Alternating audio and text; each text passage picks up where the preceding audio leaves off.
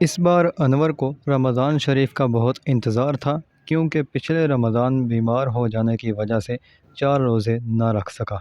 اس نے مختلف کتابوں میں پڑھا تھا کہ رمضان شریف کے آنے کی خوشی کرنا سال بھر خوشیاں ملنا، اور رمضان کے جانے کا غم کرنا سال کے غم دور ہونے کا انعام ملتا ہے۔ انور کے گھر والے نماز روزہ کے پابند تھے۔ رمضان آیا اور پلک جھپکتے 13 روزے ہو گئے۔ کچھ موسم بھی مناسب تھا، جس کی وجہ سے بہت سے بچوں نے روزے رکھے۔ ایک دن اس نے اپنی امی جان سے کہا کہ پتہ نہیں اس بار حمزہ نے بھی روزے رکھے کہ نہیں۔ تمہیں اس سے کیا مطلب؟ ان سے ہماری بول چال بند ہے، ہمیں کیا لینا دینا؟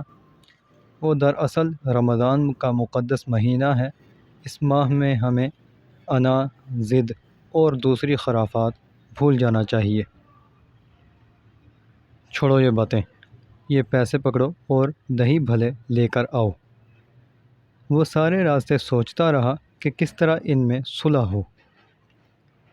وہ 3 دن کے بعد انور کے دوست عماد نے اسے افطاری کی دعوت دی کہ جمعہ المبارک کو ہمارے ہاں افطاری ہے۔ وہ لازمی آئے۔ جمعہ کو جب وہ افطاری کے لیے گیا، دیکھ کر حیران رہ گیا کہ چند دوستوں کے علاوہ عماد کے کزنز بھی آئے تھے۔ کچھ دیر بعد اس کے چچا، تایا اور دادا ابو ڈرائنگ روم میں آئے بچوں سے بڑے اتفاق سے ملے، حال چال پوچھا۔ انہیں مسکراتے ہوئے دیکھ کر انور نے سوچا کاش ہم بھی۔ اس کے دماغ میں آئیڈیا آیا، اس پر غور کرنے لگا۔ اگلے دن اس نے اپنی ماما سے کہا کہ وہ بھی اس جمعہ کو کچھ خاص مہمانوں کی افطاری کروانا چاہتا ہے، اس کا انتظام کر لیں۔ بھائی وہ خاص مہمان کون سے ہیں؟ اس کی ماما نے پوچھا۔ آپ دیکھیں گے تو حیران رہ جائیں گے، انور نے کہا۔ اگلے دن وہ حمزہ کے گھر گیا۔ اس کی ماما سے کہا، چچی جان اس جمعہ ہمارے ہاں آپ کی افطار پارٹی ہے۔ مگر وہ کہنے لگی، نہ بابا نہ، ہم نے نہیں آنا، تمہاری ماما ہم سے بولنا پسند نہیں کرتی۔ پلیز چچی جان آپ آئیں، سب ٹھیک ہو جائے گا۔ حمزہ بھائی آپ سب نے آنا ہے۔ اور انور نے کہا، اچھا ٹھیک ہے، تمہارے چچا سے بات کروں گی۔ اتنی دیر میں حمزہ آیا اور دونوں کزنز بڑے اتفاق سے ملے۔ حمزہ نے اپنی ماما سے کہا، انور بھائی آیا ہے، ہمیں جانا چاہیے۔ اس کی ماما نے حامی بھر لی۔ اگلے دن انور نے اپنے تایا کو فون کیا، انہیں دعوت دی۔ انہوں نے فوراً حامی بھر لی، نیک خواہشات کا اظہار کیا۔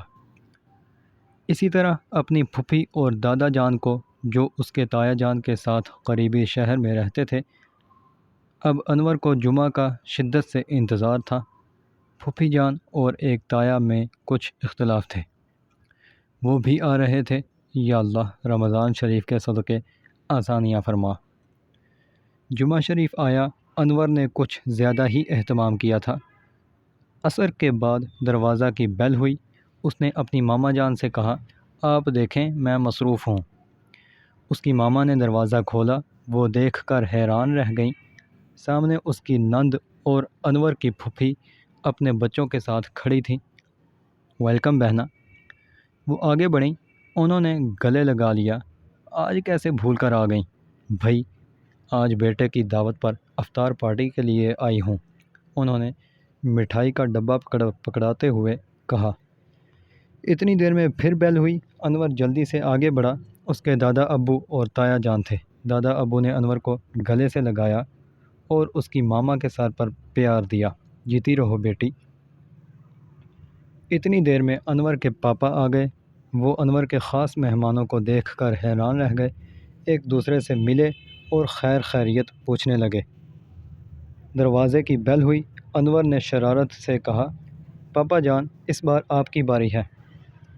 انہوں نے جو ہی دروازہ کھولا، سامنے اپنے چھوٹے بھائی کو دیکھا جو احمد اور عائشہ کے ساتھ آئے تھے۔ جلدی سے ایک طرف ہوتے ہوئے کہا، خوش آمدید چھوٹے بھائی۔ انہوں نے آگے بڑھ کر انور کے پاپا کو گلے سے لگا لیا۔ احمد اور انور بھی گلے ملے۔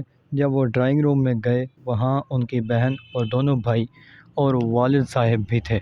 بھائیوں اور باپ نے گلے سے لگایا اور حال چال پوچھنے لگے۔ بھائی جلدی حال چال پوچھ لیں، افطاری کا ٹائم ہو گیا۔